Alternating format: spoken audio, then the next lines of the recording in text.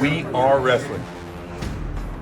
Olympic hero Kurt Angle, and you're listening to the We Are Wrestling Podcast. We Are Wrestling Podcast.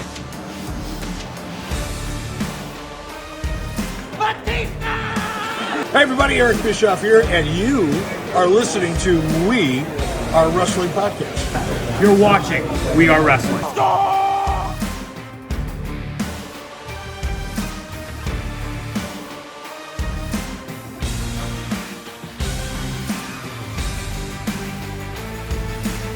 I'm the host with the most. You are by far the least intelligent. Stay tuned, listen to the podcast. Best One Donnie might teach you a thing or two. What is going on, We Are Wrestling Maniacs Worldwide? Ben here, one half of the We Are Wrestling Podcast. If you ain't listening to the We Are Wrestling Podcast, bro, you're missing out. The king listens, and you need to too, bro. Ricky knows best, ladies and gentlemen. Ricky knows best. Believe in me. God bless you. We Are Wrestling Podcast. We are wrestling. What is up? We are Wrestling Maniacs out there worldwide. I'm the host with the most, Mr. We Are Wrestling himself, the best One Donnie here with... What is going on, We Are Wrestling Maniacs Worldwide? It is Ben, Uncle Ben, America's favorite uncle, wrestling's punching bag, and welcome. Yeah, I'm here too. Hey, what's up, Internet? How you guys doing? Voice of the Faithful here. Ready to hear Donnie talk about himself for 5 minutes straight in his intro. That is right. That is one thing I love to do. So, before we get into the topics and all the juicy stuff we have this week on the show, if you're not a We Are Wrestling Maniac yet already, and you're listening to this episode on Apple, Spotify, wherever you get your podcast, give us a 5-star review, not just any review, a best one review, and download the episode. But if you're not a We Are Wrestling Maniac yet already, over on the YouTube channel where you get the best pro wrestling content and you're not a part of the thousands of subscribers, we recommend you to hit that subscribe button now, turn on the post notifications, videos will be coming out of nowhere like an RKO, and of course you already know, the grind is real. Fly, you fools. Sorry. Oh my god.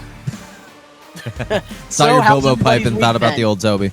You good, man? Let's start off with you, Ben. Are we good? Do you have anything else to say about yourself, Donnie? Are you sure we can? I think I said everything I needed to.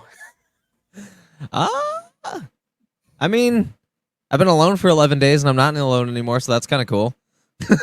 So, I mean, Ash came home from the West Coast, so I mean, that's pretty dope. Did anything really exciting happen this weekend? I don't know, not really, but it's been a good weekend, I guess. It's been a pretty good week. Got October's something to look forward to. I got a lot of shit planned. I'm probably going to be like MIA most of the month, but yeah, I'm pretty good. How you doing, man? Pretty good. Phil, how's your week been? Oh, my week's been delightful, guys. Oh, let me tell you this. I started with a nice romantic... No, my week's been good, man. Like, smoked some fucking weed, did a few guest spots on some podcasts, figured I'd grace you with my presence here. It's my birthday fucking weekend this weekend, man. Like, so I plan on getting towed the fuck up, hitting some haunted houses, and having lots of sex. Hey, hell yeah. You better freaking pop some Blue Chew there, freaking Phil. I did butt stuff again. All right, for throwing that out, I did butt stuff this weekend, so yeah, that's exciting. Oh! That's exciting. Give this man his flowers. Give him his flowers. We're playing some petunias over the weekend, aren't we, Ben? Isn't that the great thing about when they go away for a while? You get back and it's like goddamn buffet of whatever the fuck you know. Yeah, dude. Like, it was an all-you-can-eat buffet, dog. Was sponsored by Viagra, and they let everyday regular people in. I mean, we're not wearing pimp suits and getting fucking pork chops, but like we're going down and we're like, can we put a finger in? She's like, put the whole fucking thing. The whole fucking thing. The whole fucking thing, bro. Oh, man. That's the funny thing. Like, there is such a difference between Phil and Ricky, and I absolutely love it. Like, We Are Wrestling team, we have one of the best teams. But honestly, like, this week it's going Donald Trump on us. We got the best team. Honestly, I got to say our team. Not No. It is fan Let's freaking make tastic. We Are Wrestling great again. We are going to make wrestling great again. We are. It's Yeah, dude, absolutely I know it's not freaking wrestling. incredible. I mean, but like, what about Diddy, guys? Huh? Fucking 6,000 plus dildos. Fucking like pounds of lube. Like, Damn! what the fuck? Yeah, right. Ben, I did not expect that to come out of you, man. Speaking of that, speaking of like you using your little sound effect thing, I actually purchased one this week as well. Oh! So next time Yeah, Ricky, buddy. Oh, yeah, boy. next time Ricky does join the show, I will be using this because we have been having some audio issues. Because in case you guys don't know, Ricky is in my We Are Wrestling arena, which is like for my wrestling figures, like in the other room. And sometimes our microphones be pretty much catching each other's voices. So we've been So dealing you guys with are some docking at your house? So we got that. Are you guys docking together in the same house? In the same house, yes. Then I don't like that have to be Lucky Charms. One of those. That's amazing. So it's been a solid week for me as well. Went to Blitzkrieg Pro, actually caught up with old school Phil here, and got to hang out with creepy Cam Van Dam. And man, it was a great show. And speaking of Blitzkrieg, we will be sponsoring the upcoming show on October 4th on Friday at Enfield, the Pierogi Hall, Kevin Blackwood versus Sammy Diaz. It's going to be a great card, and We Are Wrestling will all be in the house for that. And then the next night, we have WWE Bad Blood live watch along. So if you're looking for somebody to watch Bad Blood with, we will be live here on the We Are Wrestling YouTube channel. So honestly, it's been a great solid week, and it's great to do this podcast with you guys. Yeah, it's all right. So every week we do this thing called the Power of the Poll, where every week we recommend all the We Are Wrestling Maniacs to go to the We Are Wrestling YouTube channel, to our community tab, because we give you guys a week to vote. And last week we asked you guys, what is the worst logo from WWE pay-per-view, which Great Balls of Fire whooped all the other pay-per-views' ass. Well, this week we asked you guys, which character was Mick Foley's best character? And the options you guys had were Cactus Jack, Dude Love, Mankind, or Commissioner Foley. So Ben, you want to hit the beat so we can get the results?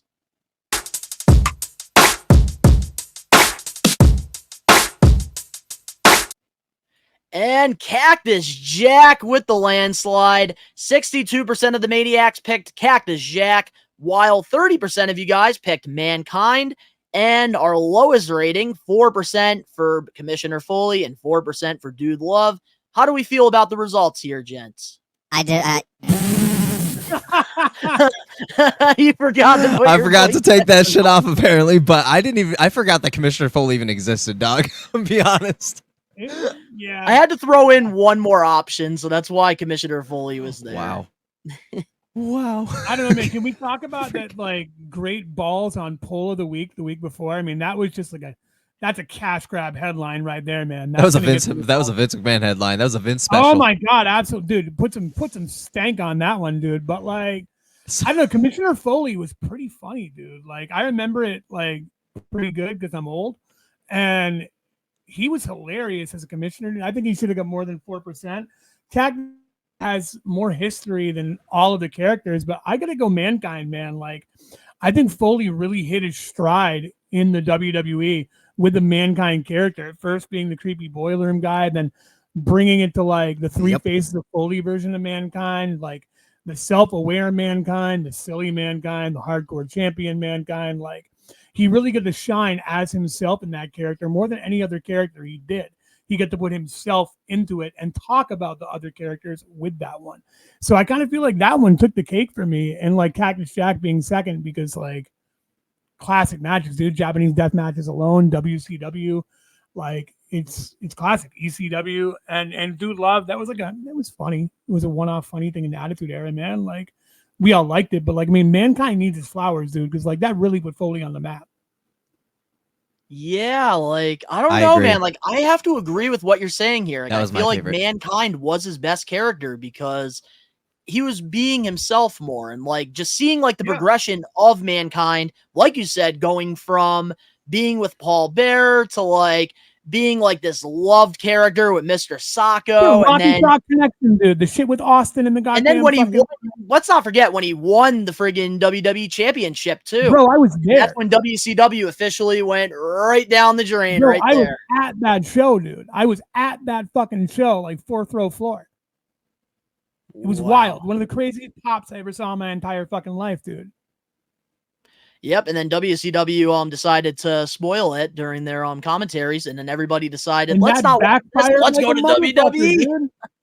And that's the beauty. If you really look at that moment, how big that moment really was, like the internet was a fucking baby, dude. Like I waited 20 minutes for a fucking downloaded picture of Terry Hatcher and fucking Yep. Sonny to jack off to. We're talking jerking off like Yep. children. Dial-up, Like, dog. It's fucking wild, dude. So like, there's really no dirt sheets really there like that to the minute where we can go check it out. So for them to say that, and then it turned the tide and everyone changed the fucking channel, dude. Like that was like the shot in the Attitude Era that started changing things. Like that's when things were like, okay, shit's getting interesting now. So Ben, how do you feel about the results here? I mean, I can't really argue with results just because, I mean, Cactus Jack is like the main version of like Mick Foley that we really get. But I think that's just kind of like, with consistency. But I feel like Mankind should have won because Mankind had some of the craziest fucking moments, even above so. I mean, he made the most insane moments. I mean, look at fucking Undertaker and Mankind when he fell off the cell. Like that was one of the biggest moments of his career, and he was Mankind when that happened. So it's like you got to look at the moments, man, and Mankind had the best. Amen, dude. I do agree. But I do agree also with like Phil, with like Commissioner Foley. Like I feel like he deserved a little bit more than 4%. Same with Dude Love, because I felt like all these characters that Mick Foley played were really like creative in its own You could have just way. made the fourth one Mick Foley himself because that's a character. I was in and of thinking about itself, doing man. that. Yep. I was, but Because we Mick are Foley, Wrestling the Maniacs author, picked Mick Foley, the Cactus comedian, Jack.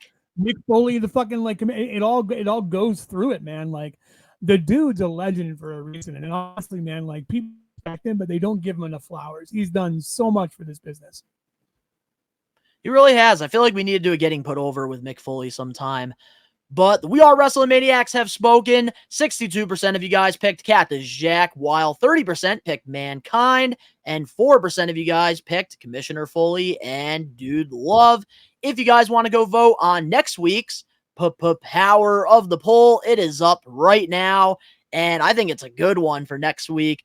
We're talking about which wrestler has the worst wrestling attire, and you get to pick from Giant Gonzalez, Farouk, Bashin' Booger, or Goldust 1998. Old man here has to be like, where the fuck is Max Moon?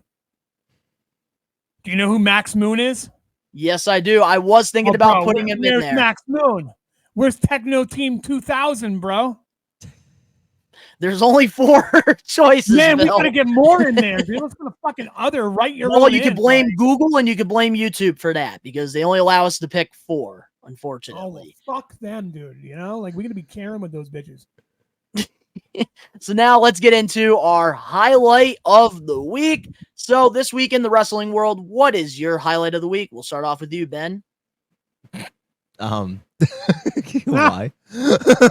I mean, I'm gonna be honest here, dude. The most replayed thing that's on my mind, I don't even know if it was Friday, but I think it was Friday, is when fucking Roman and Cody finally signed the contract, and that was like some of the most, like, we knew it was gonna happen, but like it was finally just nice to see it happen and see like Roman as a babyface, but not liking it, and that's, I think, something that's kind of being played into the character too. Is like he's a good guy now, but like fuck being a good guy. Like he's like kind of standing on business here, but he's playing a smaller version of the tribal chief right now until it explodes, because we're obviously going to be getting Jimmy and Jay back together. We're going to get old bloodline versus fucking new bloodline.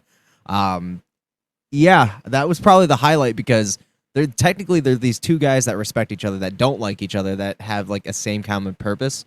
and the belt is not on Roman this time. So the way that this is kind of shaking it up and like the way that it's kind of like moving the universe, dude, yeah, I think that's kind of been like the most replayed spot rent free in my head. So I'm gonna go with that. It is making great television too right now. Like, it makes me want to tune into SmackDown, which I know we will be talking about in the recap. But Phil, what's your wrestling highlight of the week this week? I gotta say, my highlight of the week was watching Effie and Cruel in a no DQ, no holds barred match Friday night on IWTV at Blitzkrieg Pro. You know, that was a fucking great match, dude. Anytime I get to see Cruel, I mark out. Like, I am a huge Cruel fan. I cannot wait. Number 39 on the PWI Top 500, by the way, guys. Like, let's give the man his flowers, dude. Number 39. Yeah. Like, getting to be there for that, like, in the building and, like, you know, work with these guys. I always look forward to seeing him. So anytime I get to see them work, I mean, that's got to be a highlight, man. I was super excited about that. Hell yeah. So my highlight of the week, I did get the opportunity to go to Zombie Hideout and meet a former Lucha Underground star, former AEW women's wrestler, Ivelisse. I think that's how you say her name. I'm not 100% sure. You must have been so excited you can say her name that good. But I will say I got a lot of fatality.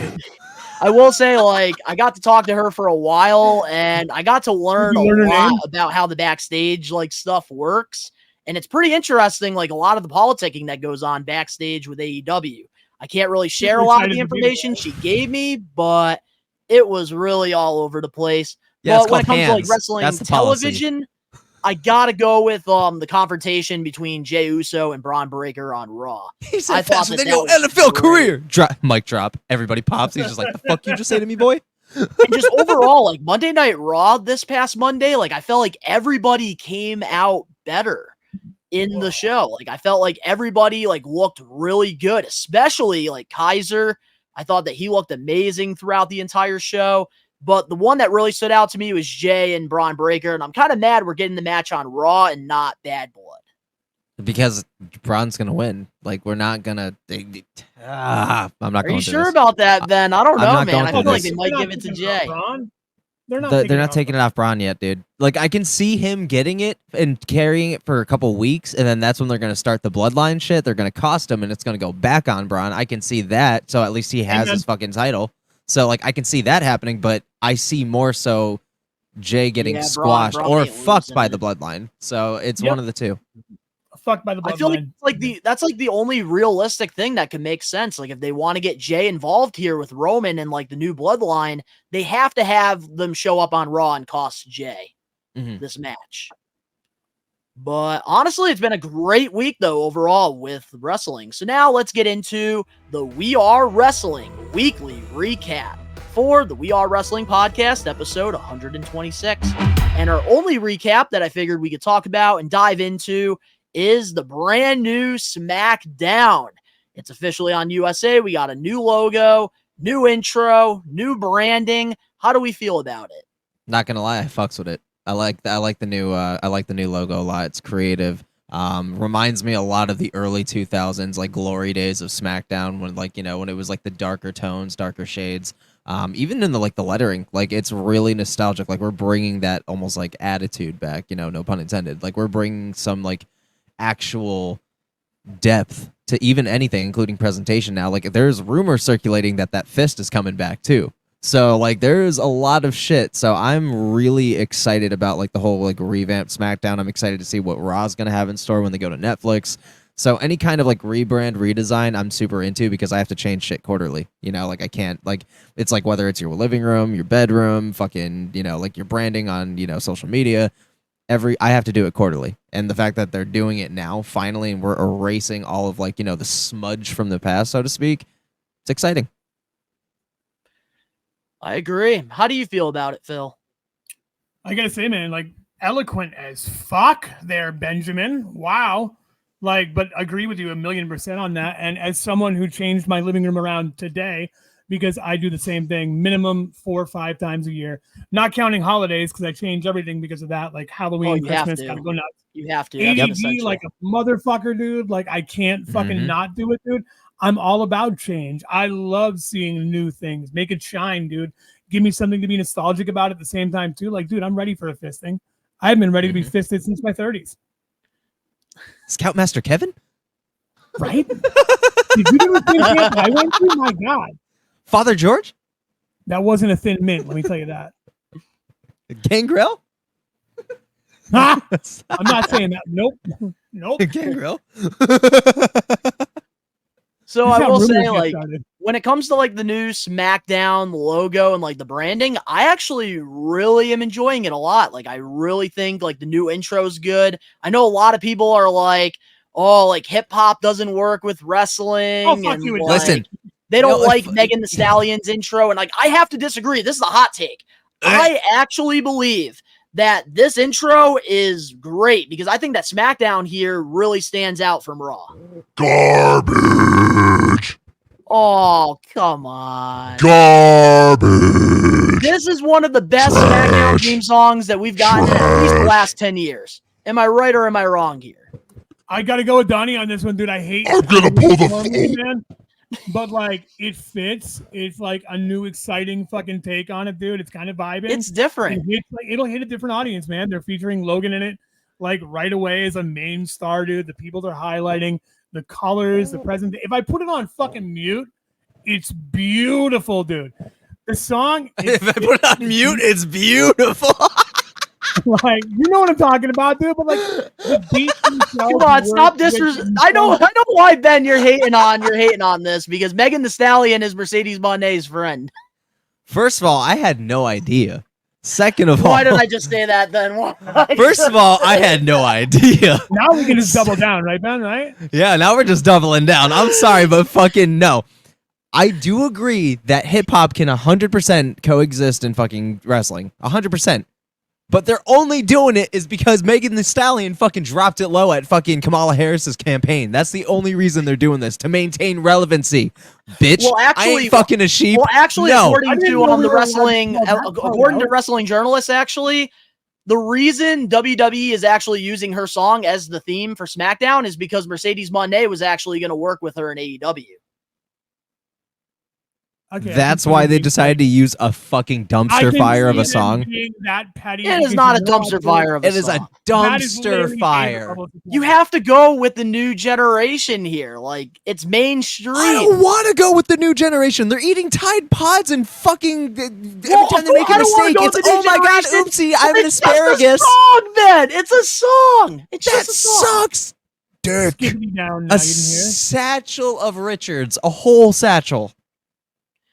I know I'm on the minority when I say I actually really like it because it stands out. It's different. But now when Raw goes to Netflix, in my opinion, like they have to have rock. Like they need to have like a rock intro. They need to have something that's different than what the song SmackDown's doing. sucks. They could have fucking Lil Wayne mumbling. If as long as it sounds good, I'll bump it. But if it's Megan Thee Stallion, I can't. I only like one song by Megan Thee Stallion. It's when I'm drunk. It's that song Body. That's it. I don't even know it. I don't even think I know. That's on Body, yada yada yada yada yada. Oh no, yeah, that's a good one. Just because I like seeing I'm Ash's sure you cheeks pop. definitely played it after all the along here at the house. Song sucks though. But I will say, like the logo and everything, I really do like the rebranding of it though. Like Yes. I think that's great. Like at first, when I first like saw the logo get like out there, I wasn't a fan of it. But then when I saw it on WWE programming, I was like, you know, it actually is pretty fire. It's not bad. Just not the song. You I'm see, stuck on it. I will. It's okay, Ben. Like everybody feels that way. Like I know I'm literally the 1%, but 1%ers for life. but like, yeah, the song could be a little better, but I just like that it's different. I think that's what it is. Like it's, I'm with Phil. I like it on it's mute. very different. I have to hit the mute button on that son of a bitch every day. Yeah, there's a lot of people actually like in the IWC that like they pretty much muted the intro and like they put in like the beautiful people and like the old like SmackDown theme songs and like yeah. I'm not gonna lie, like it was making me kind of mad that we didn't have like an old school theme. I can't believe you said that this is the best song in the last 10 years when we literally had fucking Green Day. Like, you're literally putting fucking Megan Thee Stallion over Green Day right now? No, I'm talking about like the last 10 years. That happened less than 10 years ago, No, dog. that was 2008. That was in 2008 with Green Day. Was Or it 2009? 2009 actually, because I remember Jeff Hardy was WWE champion. during Know Your Enemy? Yeah. Oh, they went to fucking AC/DC after. So are you really gonna shit on AC/DC? Are you ready for a good time? It didn't fit SmackDown for me. I'm sorry, I'm going with Megan Thee Stallion. 1, 2, 3, 4. Well, up next, guys, we do have our We Are Wrestling weekly news and rumors. We'll be right back with more We Are Wrestling podcast, episode 126. Hopefully they don't kill me for my take. Hey everybody, Eric Bischoff here, and you are listening to We Are Wrestling Podcast. Saturday, November 16th at the South End Community Center in Springfield, Mass. We Are Wrestling is returning to the Wrestling Classic 5.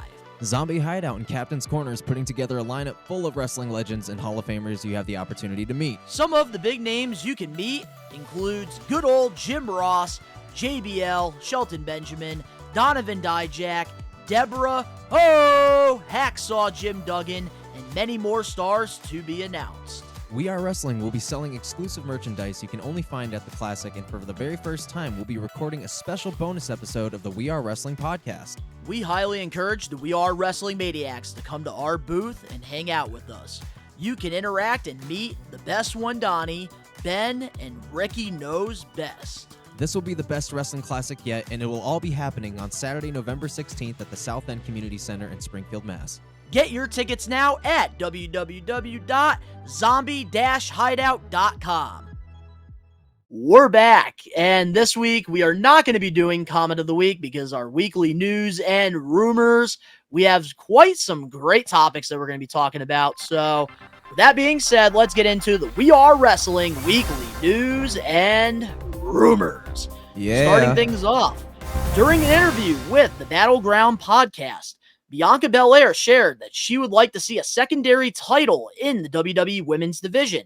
And she said this: I think we're at a point in time where our roster is so stacked. I feel like another title would really highlight the true talent of our division. And according to Pro Wrestling Nexus, WWE is actually in the works of having a women's mid-card championship. So how do you feel about WWE wanting to bring in like a women's intercontinental title or United States title? I think it's a brilliant idea, but why are they pulling the trigger now when people have been talking about it for like the last 10 fucking years? They're way know, overdue. It's Way long fucking overdue. overdue. Like, didn't we just have somebody like advocating for that like maybe like 2 months ago, but now it's finally making like big headlines and now it's in motion? Like, what the fuck happened?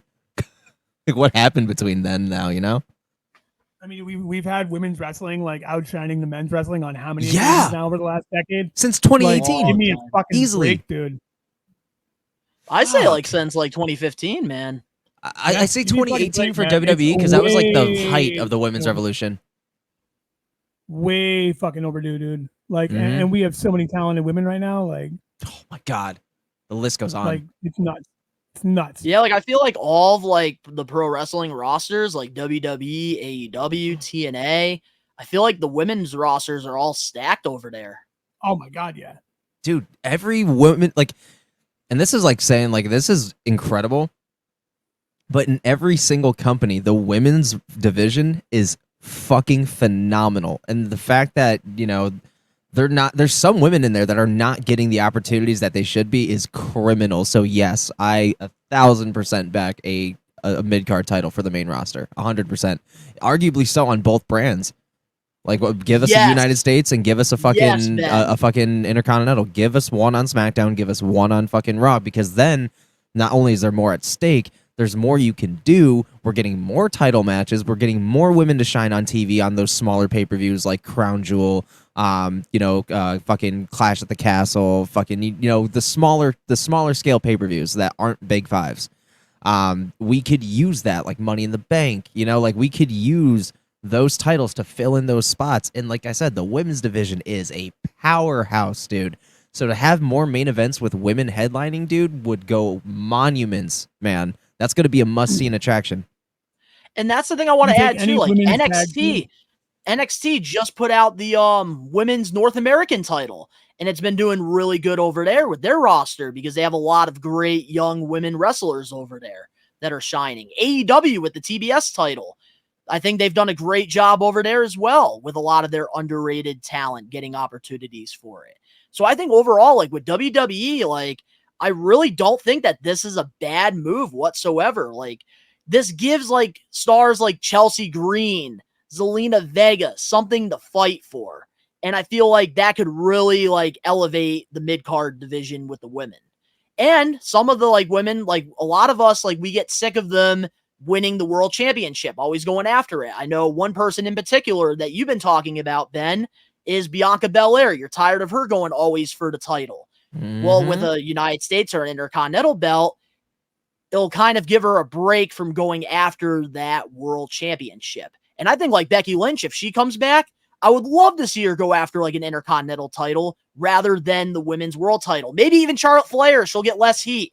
If she goes after honestly, a if Becky Lynch were to come back for that title, like I'd want her to put new talent over for the title rather than her take it and then like have someone else like, you know, dethrone her basically. Like, no, just put her over, man. That's all you need to do. It doesn't need to be she could be a great mid-card women's Lyra champion, Valkyria, dude, is like fucking killing it. Like she's one of the one call-ups from NXT that has been fucking on the grind, dude. Like I need to give her her flowers, man. She's a phenomenal athlete. Her presence is there. The crowd seems to fucking love her, dude. Like she's really killing it, dude. And she's been fucking future fucking world champion, man. Future world champion. And then Piper Niven, another one too. There But you go, dude. Phil, But, like, how do you feel about a women's mid card title? If you look at it, man, like the way they're wasting the tag division. If you look at any of these tag teams, they just throw together and you put them two against each other for a mid-card title. We're elevating everybody at that point. The tag team division is a fucking joke. But I disagree. I think it's a joke, okay? You have some good people in there, but there's no fucking storylines really, dude, that make any sense. Okay, that I'll They're give not you. focusing on it every fucking week. They're doing it sporadically, dude.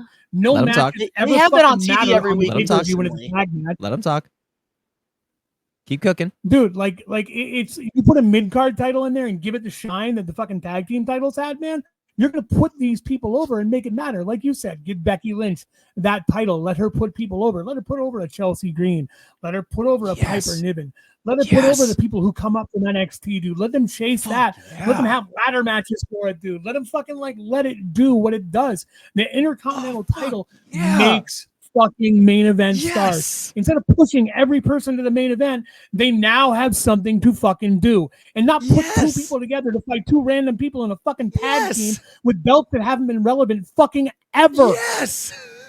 Yes, this is what I'm talking about. Give a main event, a fucking mid-card title for them to genuinely see what they would do with a world title and see if that can elevate them. Biggest fucking motherfucker on the planet, dude. That's what the IC title is for, to see what you can fucking do. And we have nothing to see what they can do. You get put in a tag team, it's a fucking death sentence, dude. Burial. Okay, that I can kind of agree with in a sense. But I feel like we're forgetting too, like. But here's the thing, Phil. The women tag titles have been defended more than the men tag titles on the PLEs. Okay, good. Let's say both. Are we talking about the men's tag division and how lackluster that's been? No, the topic at hand is the fucking women right now, bro. So I don't give a fuck what. But how are the women being misused with the tag? Like, they're on television consistently every week. Just because something's featured on fucking TV doesn't mean it's fucking relevant. But Jade and Bianca Belair are not relevant. Bro, they're fucking two single stars paired together because there's no fucking storyline for them in the main event scene. Give them a fucking mid. But here's the thing, they're cooking. Let the story speak for itself because we already know what's going to happen at WrestleMania 41. It's going to be Jade versus Bianca. Bro, they're cooking because they're stars already. Bianca needed to fucking train under Jade. It's a great way to elevate. Oh, 100%. If you're saying this is cooking, bro, this is a slow cooker and a half, and I better get a Alba and Isla. Alba and Isla. No, they're great. They're great, but dude, the tag division is a fucking joke. I feel like the women's tag division's better than the men. Bro, we're not talking about the men. We're talking about the tag division for the women right now. And yes, there's some great talent in it. There's a few. All right, ready? Dude, name me 7 teams that are exciting in the tag division. Are there? Ooh, exciting. Okay, that's where you got me. Dude, name me fucking 7 teams. All right, I'll name 7 teams. All right, right so now, go. All right, we got Isla and Ava. We have the Pure Fusion Collective. We have right now Io Sky and Kairi Sane, which originally Kairi and Asuka were teaming before Asuka got injured. I don't need to hear about them. Keep going with names. Don't stop. All right, we got Katana and Kaden Carter. Yep.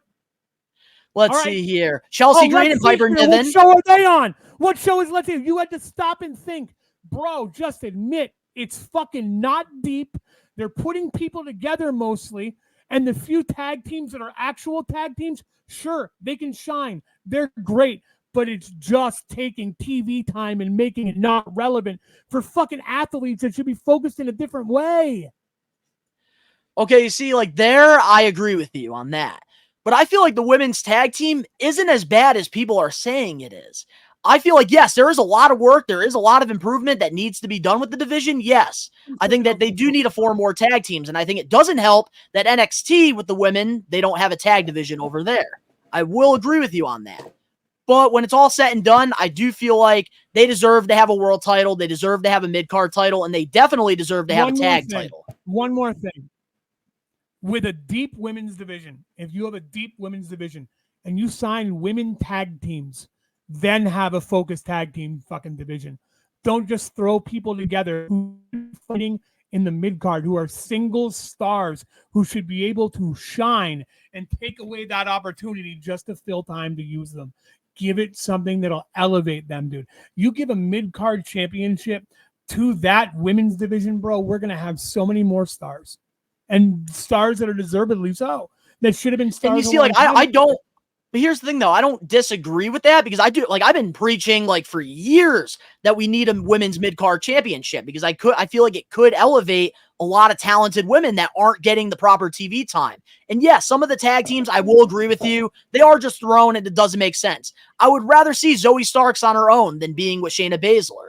Same with Baszler. She could probably be better off by herself. A fucking goddamn a super group, dude. Like the Evolution. That's what they remind me of, dude. It's like a female Evolution. And guess what? You can have one chase the world title, one chase the mid-card title, and then have them go for the tag titles, dude. Make a dominant faction out of it. Name a giant. Okay, so now you're pretty. So WWE should keep the women tag titles. Is that what you're saying? Keep them when it's deep enough. When it's a deep enough roster, but stop concentrating. I think they should do. Okay, here's what I will say. Like, because right now the women tag titles, they're on both Raw and SmackDown. I think that they should also go to NXT as well. And they should try to start forming new tag teams in the Performance Center with people that are training. Because yes, you're right. There is only a couple. There's only not even a handful of actual legitimate tag teams. I'll say it. What girl right now is thinking to herself, I want to go to the NXT Performance Center. I want to be a WWE superstar, and I want to be in a tag team. There are some, because you have to realize WWE does sign a lot of. They do sign a lot of NIL deals. They sign people that don't have any knowledge when it comes to wrestling. Everyone wants that push. There's few women's tag teams you can look at and say, hey, they really define the tag division. In my opinion, we really have the beautiful people in TNA are probably the best example. Fucking like Toxic Attraction, another great example. Oh, they were so good. But since those two, man, like we really haven't. I like what Zoe Stark and them are doing. I think it's great. But like we need and those were more factions and tag teams. Again, like you are right. Letting the women cook. Like, and I mean, let the women cook. And if you give them that mid-card title and don't put as much focus on the tag division because it's not stacked and you're basically borrowing people and putting them together. Put the focus on the mid-card and the main event. The main event's already been saturated. Like, it's there. We already know. It's the big one to fight for, dude. But you make a mid-card, dude, and you make that, like, I can't wait to see the tournament they do. Look at all the stars they could use, man. Like, it's time. It's beyond time for it. We have the best roster for it right now, dude. And I mean, we got it on both sides. We should have a Raw one and a SmackDown one, man. Like, the women are cooking. Let them cook. Yeah, no, I definitely have to agree. So at least all three of us, we are all agreeing that, like, they definitely should have women mid-card titles on both brands. All right, well, moving on now to our next topic here for the We Are Wrestling Weekly News and Rumors. We got an update on AJ Styles and where he's been. According to Fightful, by the river. AJ Styles is healthy and just isn't being used on WWE TV. He was on the WWE Overseas Tour, but wasn't featured on television. What's your thoughts on the lack of booking for AJ Styles so far? Phil, I'll let you take the reins on this one. Oh, yay! Maybe taking a break, dude. Just like, I mean, there's no creative for him right now. I mean, the dude did what he needed to do after WrestleMania and did a great program with Cody. Got in the best shape of his life, dude. Had some phenomenal matches, dude. I mean, he's the phenomenal one. Give him a break, dude. Like, let him find something that works for him. Let them get a good creative storyline for him, dude. I'd love to see him go to NXT. I'd love to see AJ Styles in NXT. I want to see him. I want to see AJ Styles go to TNA, man. With that I'd love that, dude. On. A return home, that'd be wonderful. Like, I feel like Especially Bound for Glory is right around the corner. Yeah. I feel like that'd be a perfect place for AJ Styles to like just have Right? one more TNA match. Yeah, dude, 100%. Like, even if he's like a fucking, even if it's just like a quick like even if it is like, and I know we just got off the subject, but even if it's like a quick tag team match to put over Joe Hendry more. Like, just something, you know, even if it's just a quick thing that nobody saw coming this quickly, and then maybe start a program with like maybe Dolph Ziggler or something when he gets there, or sorry, Nick Nemeth now, you know, like something. I'm with that. I will say, like, with AJ Styles, like, I think that like it's cool that they are using him as like a special attraction.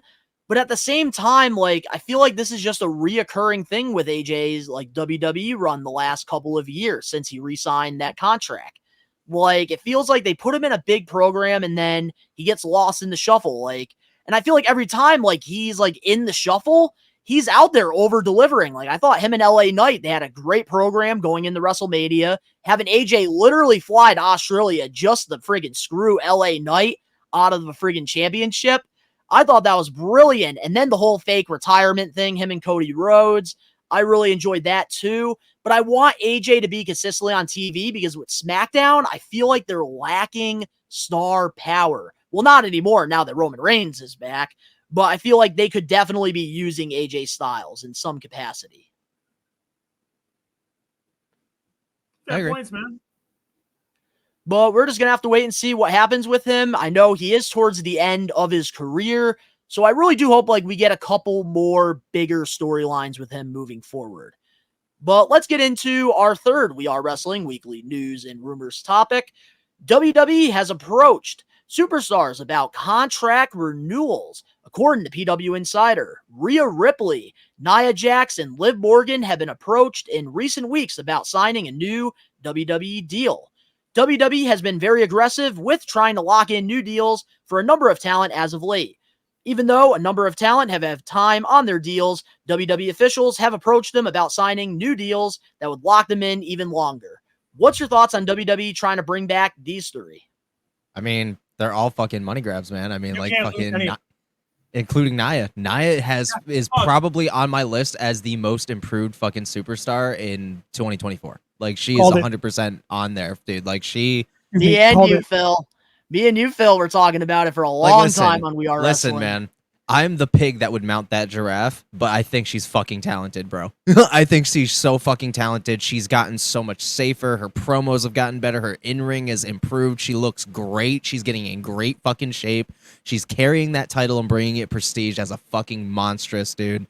I am so fucking happy and over the moon for Nia Jax, dude. Like, she deserves all of it, dude. Like, I've always believed in fucking Nia Jax. Like, she's unsafe, but not anymore, dude. Like, she has really taken this second chance and flourished with it, bro. Like, she has fucking, oh my God. Like, every time she's on screen, I am so excited now. And I never thought in a million years that what I thought was a one-trick pony would ever find some kind of substance. Dude, like, I have never been so happily wrong in my entire life. I'm really, really stoked for her, bro. Dude, honestly, me too, because you remember, Ben, the live watch-along, I believe it was 2023 Royal Rumble. Yeah, I literally walked out when she showed up at number 30. Mm-hmm. And honestly, I am so happy that she has come back a lot stronger. She's come back a lot better. And I think that she definitely deserves a raise with the way that she has been performing. Future Hall of Famer. She is fucking talented. And so talented. Like, one of the nicest human beings on the fucking planet, dude. Like, I worked at Dream Mania with her with Triple B. And let me tell you this, dude. Like, she is beautiful in person, first off. Like, TV does her no justice, man. And Oh, one yeah. of like, you can just I met her tell at Big Event. She people was are, like, super nice. really fucking like nice, but like she is genuinely just a fucking great person. Like it's one of those things where you get really excited to meet someone and you're like, oh fuck, you exceeded my expectations. That's Yeah. pretty. That did happen with me at Big Event New York with her because I wasn't the biggest fan of her. Oh, so But there you like go. when I got the opportunity to actually sit there and talk to her and get to know her, like my whole perception on her changed. Yes, I still had my wrestling opinion. Like she needs to be more of a safe worker. And then when she came back to WWE, she really became more of a safe worker. She dialed it in, bro. And that's the thing. I've always saw the potential with her, which is why I've been so vocal about her, like on the podcast for years, even when like she was injuring other people, because I saw the potential in her and I'm glad that she's finally reaching it. She found her absolutely niche. deserves it. She found her man, niche, Every bro. penny. She dialed herself to 11. And that, Mhm. my friends, as we all know, is the key to getting over in wrestling. When you are not pretending to be something and you are just being yourself and you get to like enhance that for a crowd, they'll believe in you because it is you. Look, it's you can add parts to your character, but you got to base it off of who you are and believe that you are that person. And that's Like the Roman biggest Reigns. thing people do in wrestling. Like Roman Reigns, perfect, man. Like when he became the tribal chief, he found himself. He He found did a whole 180. dialed it to 11, and we got the greatest fucking run in professional wrestling. Like, and I remember saying on this show, I don't remember which fucking one, but like saying to you, like, people are not going to appreciate his reign until it is over. And then a few months later, people are going to be like, God damn, man, was that something? Like, I remember going to WrestleMania 40 and being like, I'm not just there to watch Cody finish the story. I'm there to see the end of like the greatest fucking run and storyline in the main event scene in wrestling in ages, if not fucking ever. The third act is always the most bittersweet. Amen, brother. Amen. And remember, Anything and you speaking can of do- SummerSlam, back in 2023, we had "Fuck You, Roman" chants. SummerSlam 2024, we want Roman. That's because people who don't understand. Phil, you did predict that. You did. I did. think it was on I old did. school People- versus new school. People who don't understand the business love to pretend to understand the business. Like, it is a slow cooker, man. You don't just jump into fucking sex, dude. There's foreplay. And when you fucking do it right, you have no idea it's fucking happening. And when you get to that moment, it's fucking amazing. Yep. And that people don't appreciate the fucking foreplay. Yeah. Yep. Dude, like wrestling, when it's done right, is a slow cook of shit that you will never see. It's an action movie in one take where you can't fuck up, where it builds week after week. It's a soap opera of emotions. So that's why I love wrestling. It's a storyline that I can get behind. It's characters I can root for. It's a real life action hero defying the fucking odds, dude. And when you have a storyline, it's someone who's had the belt as long as he had, run alongside someone whose father never got to do it, but he's this American hero and he wants to run and get it. Bro, it made national headlines for a reason because it broke the stratosphere. It's like, wow, I want to hear about this story. Kind of like the NWO. Wait, Hulk Hogan's a bad guy now? The WWE took over WCW? That's fucking crazy, man. Yeah. A few times moments like that happen in wrestling, and the problem is people don't take time to appreciate when it's happening, and they're too busy criticizing it and won't appreciate it till it's gone. Yep. Preach. Yep. 1000% agree with everything you just said. Yeah, dude, he fucking ran down it, bro. You really did. And I also don't want to forget Liv and Rhea. I think that they absolutely deserve the bag just as much as Nia. And I think, dude, WWE locking like everybody in. I think that this is great because right now WWE has a lot of momentum. They have one of the best rosters ever assembled. So the fact that like you're trying to lock people in even before their contracts are expiring, I think that's great. I think they realize that right now the locker room morales are at an all-time high. The product is getting there at an all-time high. And I think they realize don't fix something that's not broken. So I think they're trying to lock everybody in. Brilliant. They all deserve the money. They all deserve it. All three of them. And I mean, and look at the 3 people who made the list, all women. Back to the mid card, bro. Right there. Where's the title? The 3 people they're going after right now for early extensions, all fucking women. Would this be safe to say that we're in the era of the new 4 horsewomen? Because Liv, Rhea, Nia. Yeah. Like, are we in the era of the new 4 horsewomen? Who's the 4th? Morgan. Ready? Here's what we'll do. Bianca. Here's what we'll do. For a We Are Wrestling Extra, I will be down for this right now. Let's have people comment down there who their 4th would be for the 4 horsewomen right now. And then we can do an extra where the 3 of us go over it and pick who we think it should be.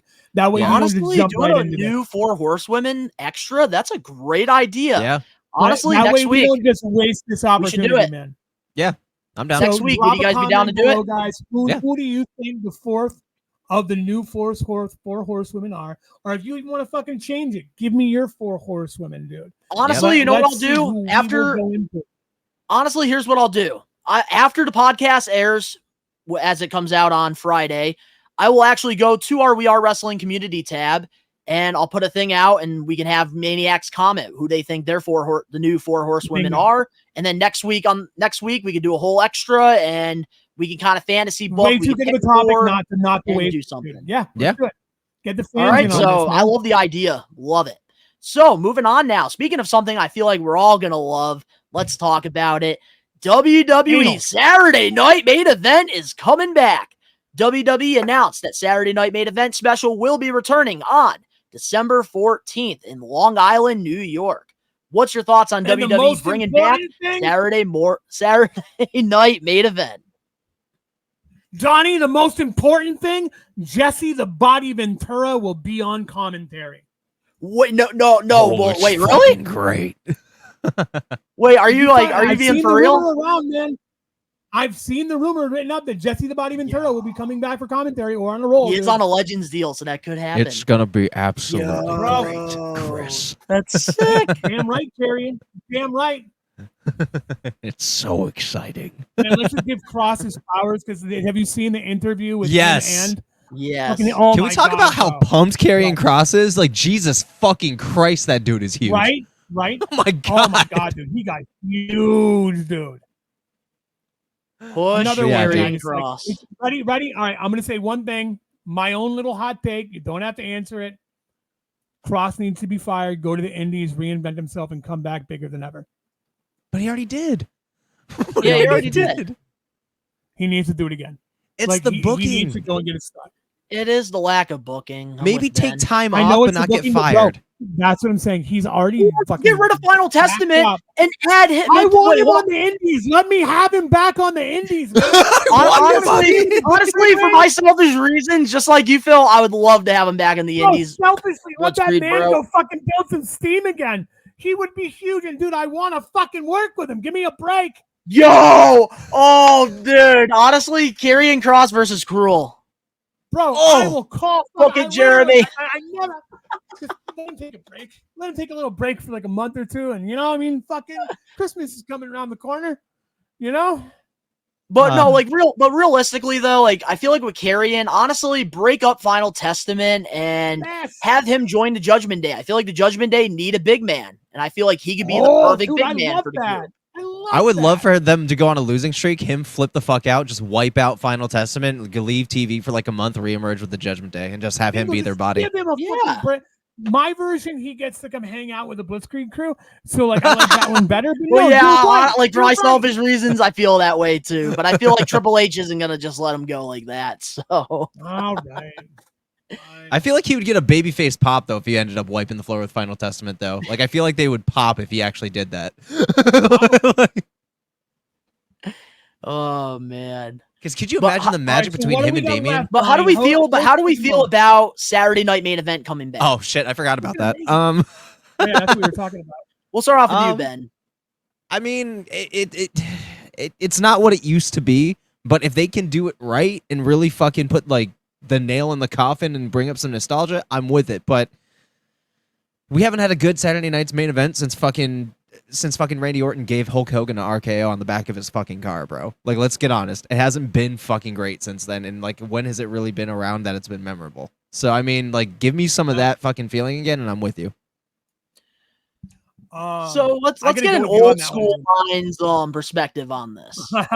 I like that you did that. It's perfect, dude. Because honestly, what I feel is in the 1980s Saturday Night Main Event was exactly what it was. It was a fucking showcase. It was like a pay-per-view. It was a giant fucking show that you got for free on NBC. You'd look forward And he got to watch it because he didn't have a school night. Bingo, dude. And here's the problem. There was no Monday Night Raw then. There was no SmackDown then. There wasn't the weekly shows then, so it meant something. Now we have SmackDown, we have NXT, we have Raw, we have PLEs, we have other competition doing shows weekly. We have wrestling is at a big standpoint. So yeah, why are you bringing back Saturday Night Main Event? If you're going to bring that back and have a big title change that no one saw coming to give it like that oomph, to make it like, holy fuck, if they have a Saturday Night Main Event, something could happen. Yeah, if not, it's just an excuse to put another show on, dude, and make people like me go, hey, that thing's got a need. I will say though, like, I do like that it's going to be specials, like similar to Ruthless Aggression. Like, it's not going to be every Saturday. And honestly, under Triple H, I think that this could be a brilliant move for WWE, because a lot of us are complaining with like a lot of these stars not getting PLE matches, and they're only getting consistent television matches. And I feel like having a Saturday Night Main Event, like if it's going to have that meaning, like I feel like you can have the tag titles be defended during a Saturday Night Main Event and have it matter. Same with like the United States title, the Intercontinental, and you can give more talented stars the opportunity to perform on a bigger stage that's a little bit bigger than a Raw or a SmackDown. I agree. Yeah, that's cool, dude. I don't know. I feel like this time around, like, especially with like all like the nostalgia that we're getting in the commercials, I feel like this time around, because we're in a boom period, I think Saturday Night Main Event could actually benefit WWE. Is it going to be like once every quarter, dude? Or is it like, are they talking like once every quarter? I think. See, that's great. I think once every quarter, man, treat it like a PLE, dude. Put like a mid-card title match as a main event, hype it up for the weeks to come before it, man. Fuck yeah. Just don't go in there and throw shit together, man. Have storylines we look forward to finish. Yeah, because like, here's how I'm thinking about it. Because right now, like, just like everybody else in the wrestling community, I'm enjoying Monday Night Raw the most. And I'm thinking about it from this perspective. Wyatt Six versus American Made. You could have them go against each other in their final match on a Saturday Night Main Event. Good way to close that feud. Kofi Kingston and Xavier Woods. Like, if you're not going to put them on a PLE against each other, instead of having them go on that last Raw before the PLE, why not put them on a Saturday Night Main Event? Braun Breaker and Jey Uso. That would be perfect for them if they had a Saturday Night Main Event, like in between now and Bad Blood. How about have the women's mid-card championship final match be it Saturday Night Main Event where they crown the first champion? Honestly, this Saturday Night Main Event that's going to be in Long Island, that's what they should do.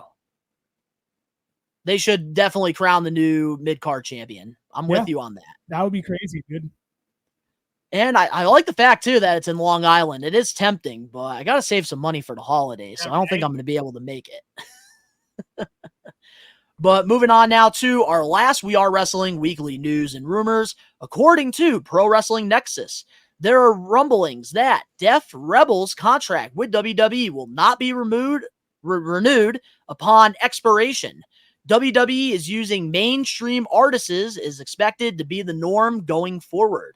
What's your thoughts on this? Good. Fire it, kill it with fire. Don't erase everything Death Rebel wise. They fucking suck dick. Absolutely fucking get rid of them. And if we're actually getting actual music now, fuck yeah, dude. We're back to the old school days. We're putting in the budget, bitch. Let's go. That's the best thing they could possibly fucking do, man. Because then we have more special appearances by the artists playing him to WrestleMania, playing him at SummerSlam, dude. Like, you get mainstream artists, it's going to be mainstream crossover. They're thinking money, dude.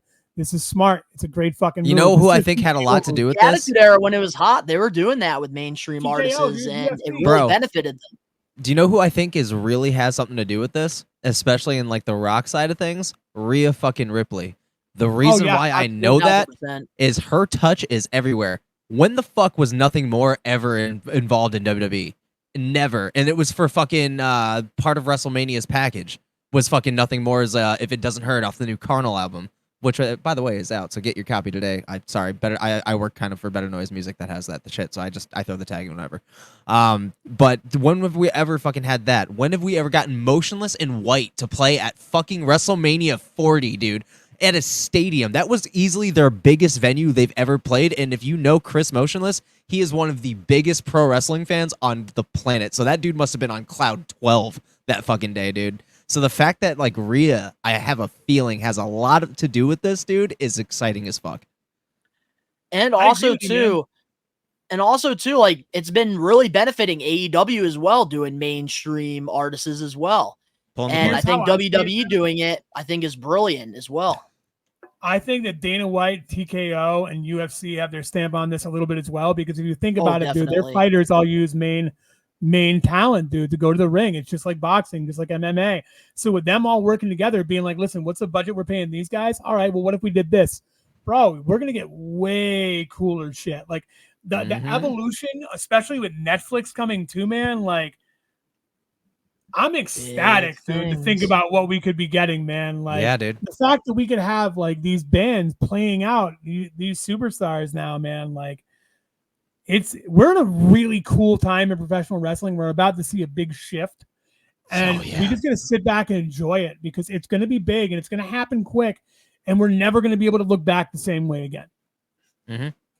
That's how I feel, and that's why, like, when it comes to like the tribalism and that stuff, like, I just can't stand it, because I feel like it's just a great time overall to be a pro wrestling fan. I think if you enjoy WWE, let them enjoy WWE. If you're enjoying AEW, let them enjoy AEW.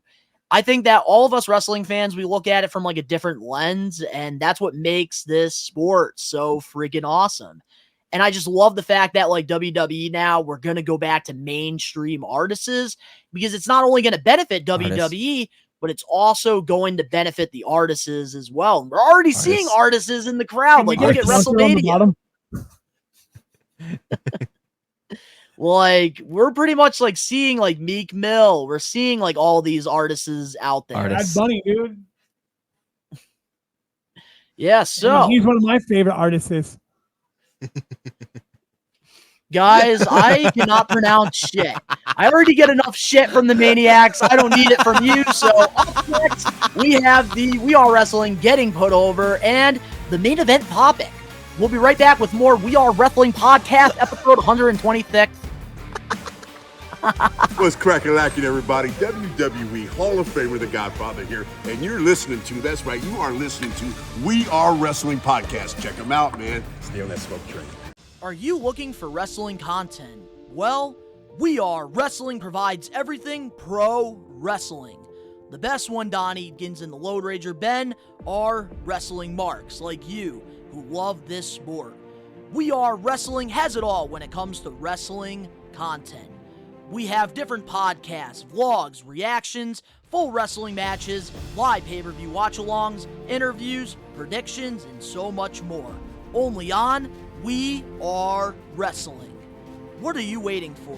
Subscribe and become a We Are Wrestling Maniac now. We're back, and before we do get into the getting put over segment, Phil, it's his nap time. Like, he's an old man. Like, he's got to go to sleep. So, unfortunately, like, him being on here for an hour is a privilege enough. And he does have to get his naps in, because this weekend he's going to be partying hard because he's turning fucking 84 years old. Yeah. 84 years old. Still good enough to be your daddy, but I'm good enough to be, like, your father. Your granddaddy. I want you to know that. I'm your father figure. I'm your Christian Cage. But, yeah, I'm going to pop a couple Viagra this weekend, you know, have a good time, watch my heart stop. But no, man, I'm gonna hit some haunts, dude. Have a good fucking time, man. Like, it's been a pleasure being on here with you guys. I always love talking wrestling with you too, man. That's why I love working with the We Are Wrestling podcast. You guys are fucking great, man. Like, we give each other shit because we care, dude. Like, it's all love at the end of the day. Great, dude. It really is, and we got to do this more often, because I'm glad, like, now. Because in case you guys don't know, like, behind the scenes, like, We Are Wrestling, we just made a new Facebook group page with the entire team. We got Phil, Ben, myself, we got Creepy Cam, and we got Ricky Knows Best in there. And we're trying to do more extras. We're trying to do new podcasts and stuff. And we want to switch things around. So honestly, Phil, I hope this isn't the last time we have you on the regular podcast show, and we can switch you and Ricky out here and there. And man, it's been a blast. You know what, man? I will say this, dude. I do not think it is the last time that the three of us will be having a three-way.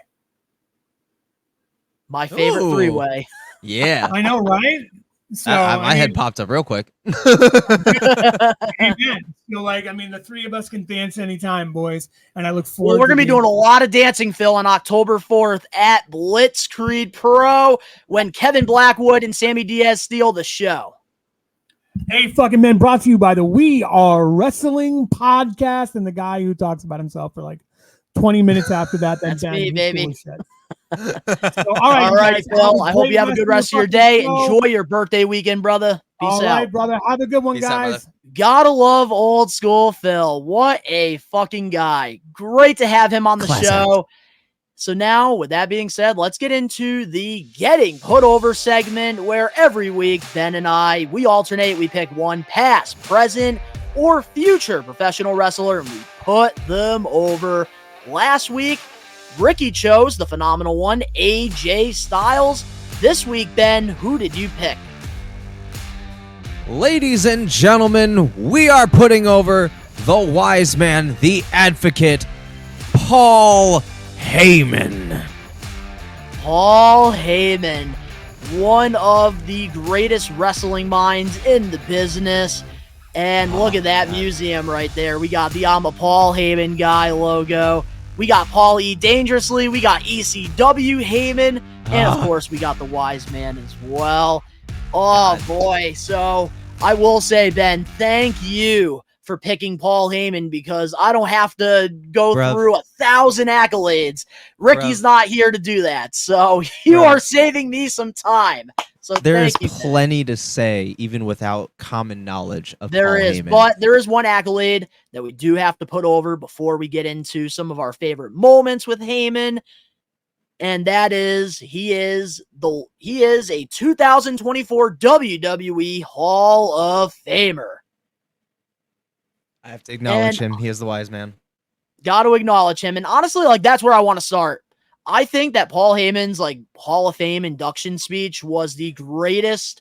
And if you didn't like it, you can suck his fucking dick.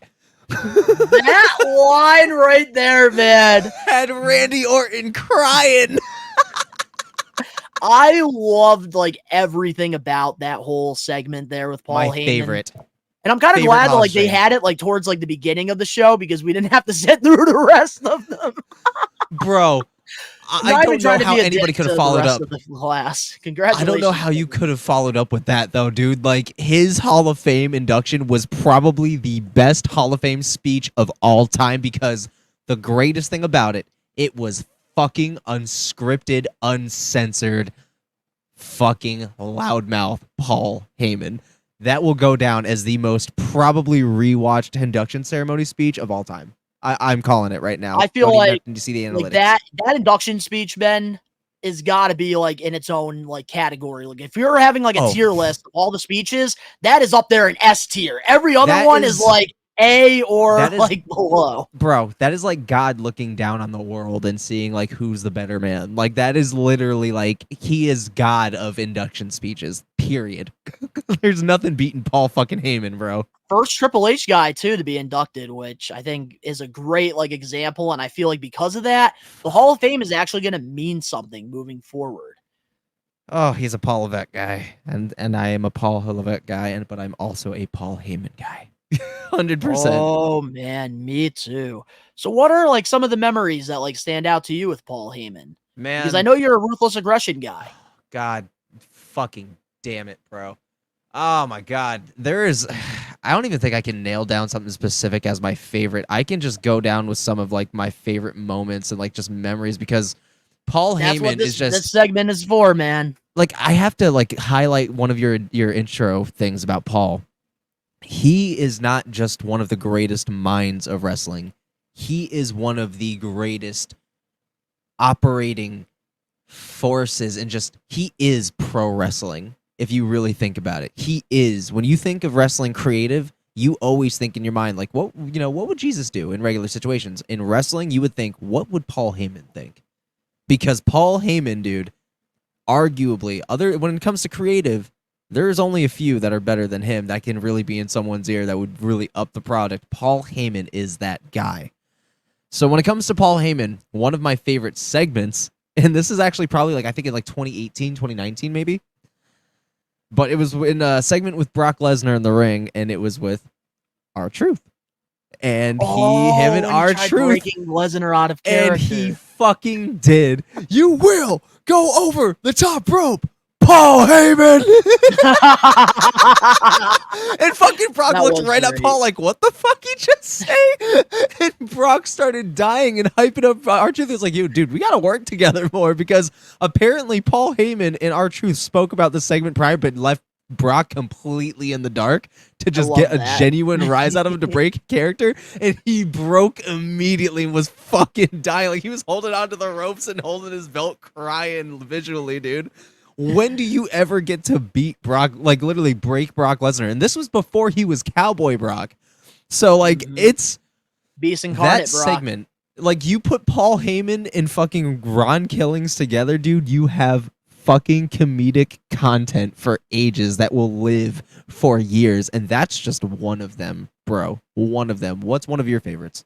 One of my favorites that has always stand out to me, and I don't know why, like even with Eric Bischoff, I enjoyed the chemistry that he had with Stephanie McMahon, but I loved Paul Heyman and Stephanie's relationship on TV, especially during like the invasion angle. Yes. And like, it just always seemed like Stephanie like knew how much of a slime ball Heyman really is. And I think that really helped with the character a lot throughout the years evolve. And like, she was always like 2 steps ahead of Heyman.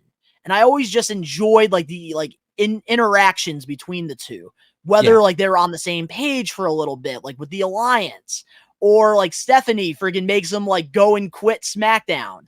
Like, I really like enjoyed a lot of that with Stephanie and Paul, because like their relationship was really like shown on WWE TV for years, and like even during the Hall of Fame thing. Paul Heyman even put over Stephanie as well, which I thought was a really cool, like monumental moment. Yeah. I don't know why I thought about this, but it includes Paul Heyman. But like, if we're talking about like just like the way he gets in character, you know, and really sells thing, like the dedication. Remember that that period where it was kind of like a dark period between him and Roman, where they were kind of having like a rocky relationship? Yeah, when he was growing out like the gray beard and stuff. Yeah. And then fucking every time that like Roman looked at him, he would just be like, I love you, my tribal chief. Heyman, like, it didn't, like, I felt like, I'm going to say this right now, with the getting put over segment, the bloodline would not be one of the hottest things in all of professional wrestling without Paul Heyman. Like, that dude deserves a fucking Oscar for his performances. Bro. Especially, like, when, like, they tease, like, Heyman getting kicked out of the bloodline time after time. It made it so believable. And then like Roman and Brock's feud, having Paul Heyman in the middle of it, because he technically never broke up with Lesnar, and then having him do that to Brock at SummerSlam, like it really like made the bloodline storyline what it is. And then especially his recent like WWE television exit when Solo, Jacob and them, they took him out. And then like he didn't sleep for fucking how many hours? I think it was like 2 days. He decided not to sleep to get like the actual sleep, like just to have like his eyes and like the bags, fucked dude. up. Yeah, and then He's a fucking legend. I guarantee he left that arena, went right to the hotel, and slept for like 14 hours. I'm calling that shit, or whatever tour bus he's on, because definitely fucking slept, and they were already on the road by the time he woke up again. Like, I'm telling you this right now, dude. Paul Heyman, and like in retrospect, let's also put the stamp on it. Paul Heyman also has the bloodline to thank for his resurgence and his relevancy, because not only has Paul Heyman been many different things in wrestling, this character as the wise man made him feel like a fucking kingpin, like an organized crime boss, bro. Like, they made him seem like money. Like, he felt like somebody's like if you think about it, like in terms of like nerd talk, like I know you're probably not like familiar with the Avengers, but Thanos, he had a fucking basically like a messenger, like Ebony Maw, who was kind of like his own boss in his own right. And it feels very much so like that, where fucking Roman Reigns was definitely Thanos for a long time, and it definitely held that Infinity Gauntlet for at least 3 plus almost 4 fucking years.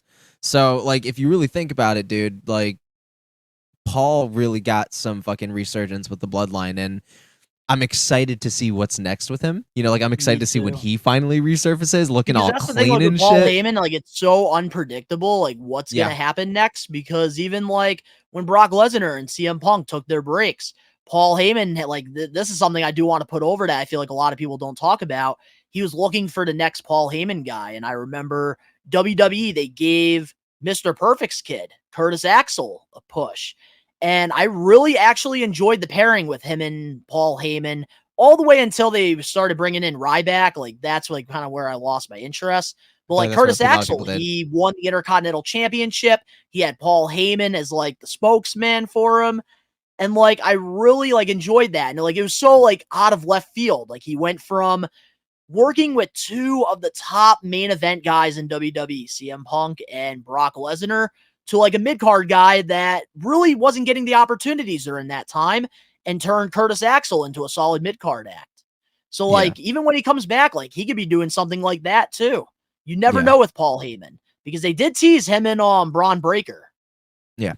ECW Paul Heyman. Like, again, that dude Before was we a do get into mastermind. ECW Paul Heyman, there is one thing I do want to say Okay. about Heyman. And I think, like, he was always one of the greatest managers of all time, but like you were saying about Roman Reigns, I feel like that really solidified him as like the greatest manager of all time. Absolutely. I think that Roman Reigns just like kind of like because like if we think about it, Paul has been an advocate for a lot of people. CM Punk is included, like, and like I'm excited for that story to eventually be revisited. I can't wait to get into heel Punk with Heyman. Yeah, that was I think that that's gonna be fucking great.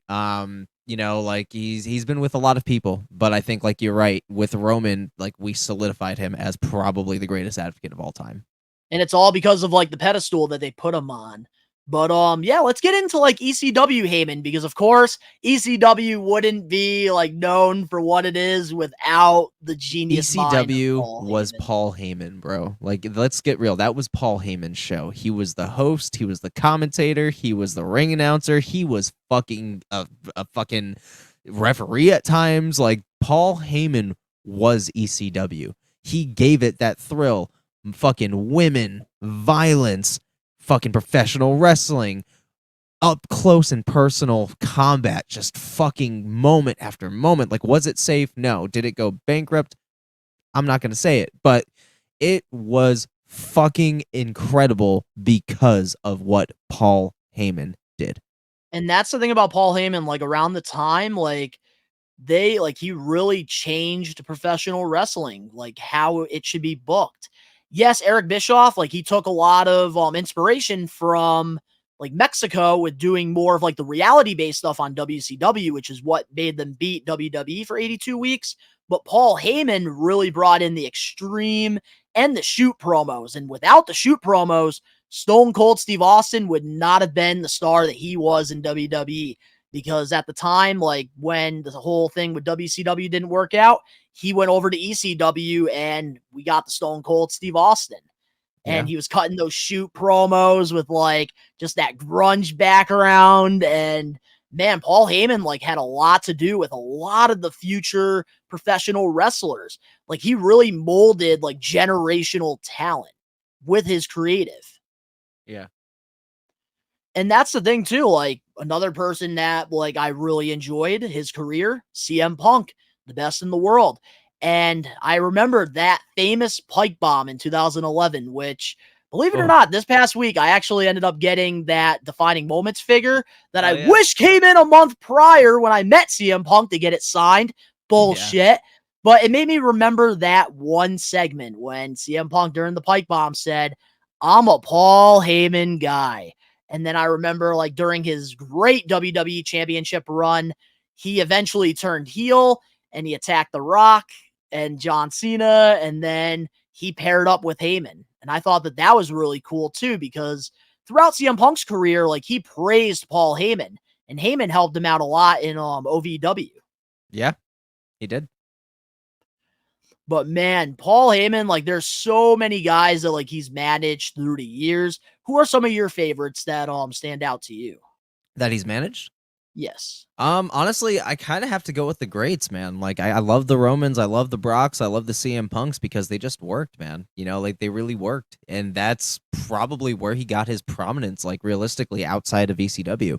You know, Paul Heyman is,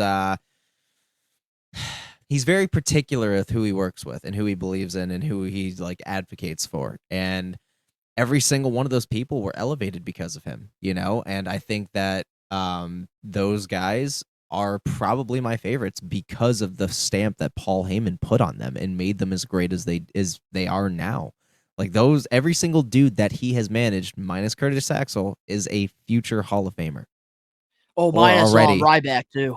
Oh yeah, fucking I dark period, bro. Y'all, believe it or not, in WCW, as Everybody has Paulie mistakes. Dangerously with the with the phone. Yep. He actually managed Undertaker too. Yes, he did. Mean Mark Callis. Yeah, then that's crazy, dude. WCW said like, oh, like you can't make us money, and then he went to WWE and whoo, one of the greatest, most iconic characters of all time in this sport. Yeah, dude, 100%. But man, like with Paul Heyman, like that's the thing I really don't understand with like today's professional wrestling. Like, why don't we have more managers? Like, I feel like AEW could use it. TNA could use it. I feel like all of pro wrestling could use it because I feel like just having that somebody with a wrestler really just makes the presentation more worth it. Like, obviously CM Punk, like the dude is one of the best on the freaking microphone. No doubt about it. But having Paul Heyman by his side makes it even like more like final boss level. Same with Brock Lesnar. Like we've learned like later on in his career that he can actually cut a promo, but we never knew that because Paul Heyman was there with him and it made Brock Lesnar stand out. Same with Roman Reigns with the Tribal Chief character. He needed that.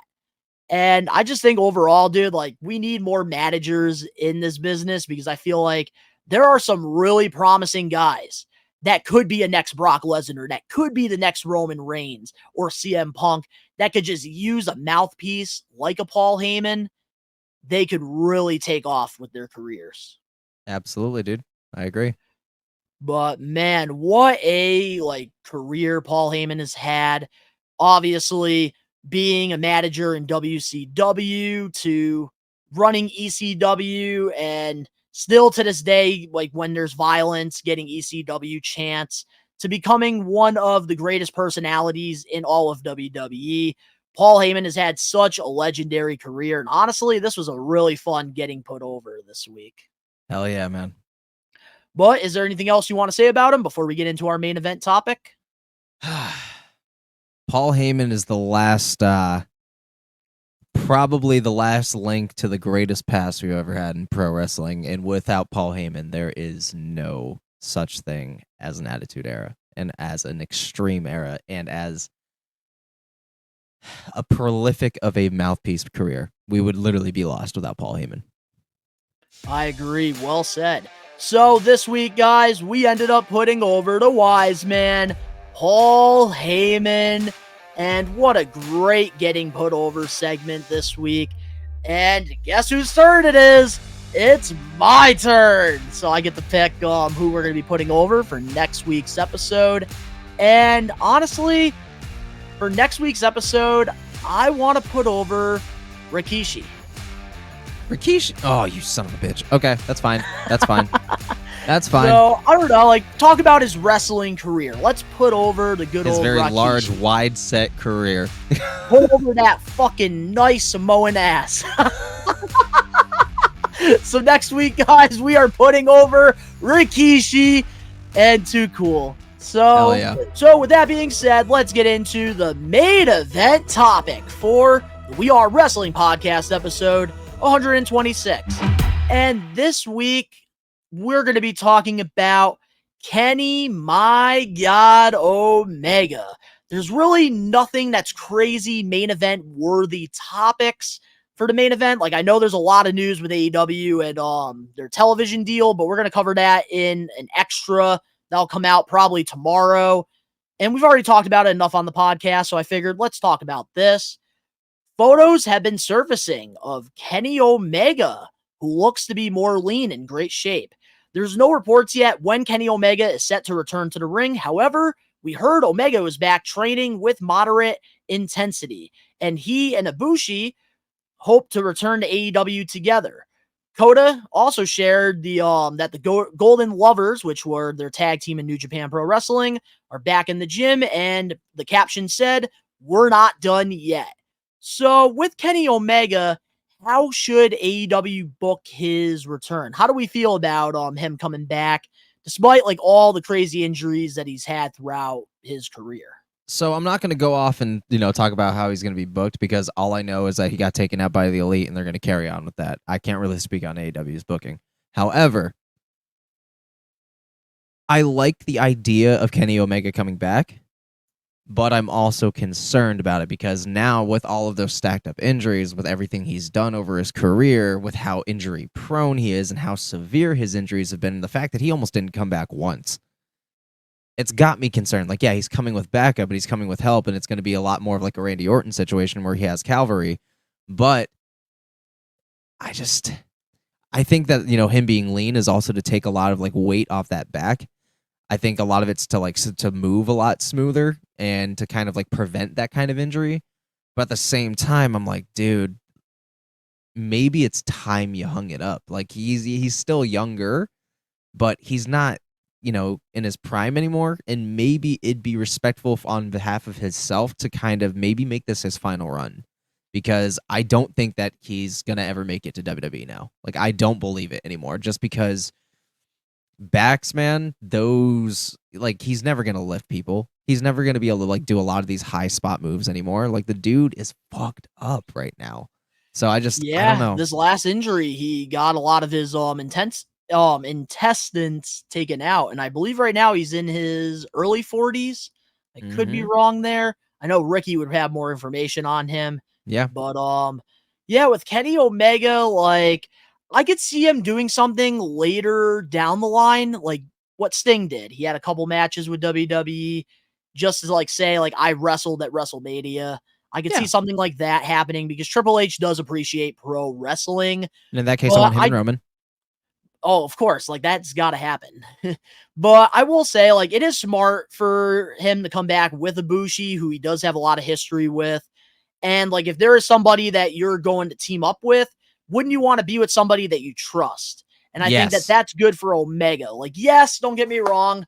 I love New Japan Kenny Omega. I love the cleaner. I love the heel World Heavyweight Championship run he had with AEW. But I feel like we're past those days. And I think a lot of people have to, unfortunately, realize that. You have to accept it. And, like, Kenny Omega, like, he almost had to end his career multiple times due to these injuries because he is one of those guys that really appreciates the art of professional wrestling. Yeah. And he's not one of those guys that wants to give you a half-ass match. No, he wants like to go AJ out Styles there and deliver because that's what he's known for. Man. And the reason why, like, a lot of people know who Kenny Omega is that are WWE fans that are casuals. But I do think, like, with Kenny Omega, him coming back with Ibushi in the tag division, honestly, could really benefit both Kenny Omega and AEW because just like WWE, like, I feel like the tag division is just not that good. And I know Phil, he went on a whole rant earlier in the show about it. But with Kenny and Ibushi, I think that it will be something new. It's going to be something interesting. But the only thing I'm not ready to hear is, the haters are going to say, Kenny Omega's washed. He needs to be in a tag team. Like, he deserves to be in the main event picture. Why is he in a tag team? Like, man. But I do hope that I do hope that it does all work out for Kenny, though. And I do agree with you when it comes to, like, the lean thing. He's probably getting lean so that, like, he has less weight on him, so, like, he can avoid injuries. Because I know that's one thing that a lot of wrestlers have done. That and his in surgery, years. his surgery as well, getting his intestines removed. Like, he's never going to have the same diet again. There's a lot of things he can't eat. He's going to get full a lot quicker. That's a lot of the weight loss as well, is he can't put in that much anymore. So when he comes back, be ready to be drastically shocked with how lean he is, because with that surgery, it makes you lose weight. So it's going to be hard for him to pack on any kind of muscle. So at the same time, it worries me. Yeah, me as well. And I still do hope, like, we do get the one-on-one match with him and Okada. I think that we do need to finish that story with the Elite. I could see that happening because in my prediction, I do think that he'll be the one to take the title off of him. But now with like these reports, I think they'll just have Okada like get put over and then Ibushi will come and help him. And then maybe Omega and Ibushi will beat the Young Bucks for the tag titles. We'll just have to wait and see. But is there anything else, Ben, before we close off this week's episode? No, we cleared it. All righty, we cleared it. Honestly, very solid episode, which we do want to let the We Are Wrestling Maniacs know. There is lots of other topics that I covered in the We Are Wrestling Extra that will be coming out tomorrow. The things that didn't make the podcast, so stay tuned for that. We Are Wrestling. We have been on the grind, posting extras. We have live watch-alongs happening. I even made the announcement during the Raw reactions that I will be doing Monday Night Raw reactions, live watch-alongs moving forward because I'm just really enjoying the show, enjoying doing live streams. I think you and Danny are kind of rubbing off of me a little bit, but let us know in the comment section below your thoughts on all the topics that we covered this week on the show. Thank you, Phil, for joining us because Phil, it's his birthday weekend. He's going to have a good time, but he had to go take a nap. If you guys enjoyed this, make sure to smash that like button now. If you're not a We Are Wrestling Maniac yet already, and you're listening to this week's episode on Apple, Spotify, wherever you get your podcast, give us a 5-star review, not just any review, a best one review, and download the episode. And we want to let you guys know that we have a video version of the podcast on YouTube for free. And you can get some of the best pro wrestling content, and it's not under a paid wall. Everything is free on here, which we do live watch-alongs, we do reactions, we do vlogs, we have all different podcasts and extras. Make sure to hit that subscribe button now, turn on the post notifications. The link's down in the description below. You can go follow myself, Phil, and Ben over on our social medias, other YouTube pages, and even Ben's Twitch that he's been very consistent on right now. Honestly, I'm kind of getting that little twitch to go on there and do some streams. All the links down in the description below, but of course, to all the We Are Wrestling Maniacs out there worldwide, we are taking over. Peace.